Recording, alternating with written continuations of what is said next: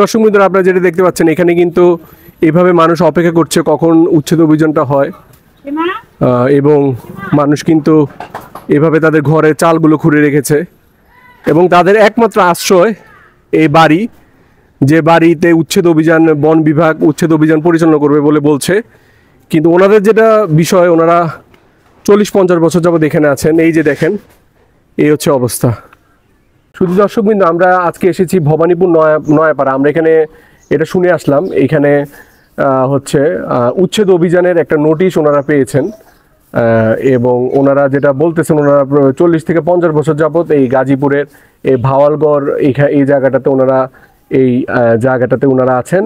আমরা সরাসরি ওনার সাথে একটু কথা বলবো। আপনার পরিচয়টা একটু বলুন আমাদেরকে। আর পরিচয় নিয়ে তিরানি। আচ্ছা আচ্ছা, এখানে নোটিশটা কবে পেয়েছেন আপনি? আমরা এই যে মাত্র নোটিশ পাইছি আজকে 5 তারিখে। 5 তারিখে। আচ্ছা আচ্ছা, কত বছর? জি, এনে তো থাকি মনে করেন আমরা 50-60 বছর হয়ে গেছি। 50-60 বছরের মধ্যে এর মধ্যে কোনো হামলা নাই, কোনো কিছু নাই। আমরা বাড়িঘর বানায় থাকতেছি। এখন ইদারিং এই যে বাড়িঘর করণে ফরেস্টরে হামলা করে আমাকে বাড়িঘর ভাঙ্গিয়ে দিছে, মামলা দেখাইতেছে, মামলা দিব আবারই। আমরা গরিব মানুষ, পেটে বাতে আমাকে একদিন কর্ম না করলে আমাকে খাওয়া জুটে না।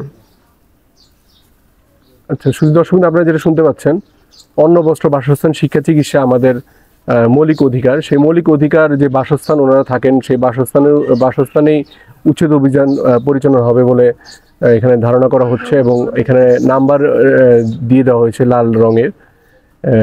আপনারা কোথায় থাকবেন এখানে যদি উচ্ছেদ অভিযান হয়? তারপর উচ্ছেদ অভিযান করে দিলে এখন ওই যে রাস্তায় ফিরে থাকা লাগবে। আমরা আর রাস্তা ছাড়া আর কোন জায়গা আছে? বাচ্চা নিয়ে আমরা রাস্তায় ফিরে থাকি। যেমন ওই যে বন্যায় ধরলে বিভিন্ন এলাকার মানুষ যেমন রাস্তায় ফিরে থাকে, রাস্তায় ফিরে থাকতে হইব। আমরা ওখানে যে ভাঙ্গা চোরা করে দিছে, আমরা থাকা পারি না, কি নেই তো, ওই তো থাকি এই জায়গায়। আপনার বাসা কোথায়? কোনটা আপনার? এই যে ওই যে বাসাটা, ওই যে এই তুইলা রয়েছি, সই তুইলা রয়েছি, একটু পোলাভান নিয়ে ওই জায়গায় থাকি। আমাকে একটু কাম করে খাওয়ান জুটে না, কি করবো, আমাকে কষ্ট, আমাকে বহুত কষ্ট। আবার পোলাটাই যে 1-2 মাস ধরে মরে গেছে গা বাবা।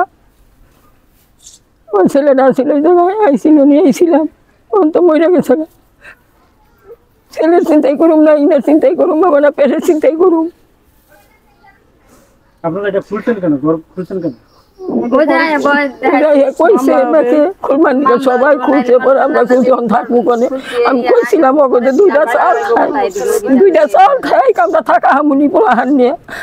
আমার নাতে কই ব্যাকে খুলে হারাইছে, ডরায় খুলে হারাইছে, ডরে টেলাই ওরা দুয়ে ভাই। মনে করেন এত কষ্ট করে বাংলে মনে করেন 3টা খুব কষ্ট, আমরা খারাপ করে থাকতাম। আমরা বাবা, আমরা রাস্তায় না দিলে আমরা রাস্তায় পাবো না। এখানে কোনো বন বিভাগ নাই।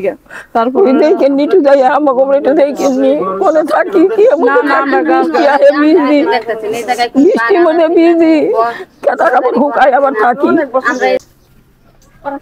দর্শক বন্ধুরা, আপনারা যেটা দেখতে পাচ্ছেন, আমাদের দেশে লক্ষ লক্ষ রোহিঙ্গার বাসস্থান হয় এই দেশে, কিন্তু এই দেশের যারা অধিবাসী, এখানে যারা দীর্ঘদিন আছেন, ওনাদের এই অবস্থা, এবং ওনারা এখানে চাল খুলে ওনারা অপেক্ষা করছেন কখন তাদের উপর সে আঘাতটি আসবে, উচ্ছেদ অভিযান কখন হবে, এরকম উৎকণ্ঠার সাথে ওনারা দিন যাপন করছেন।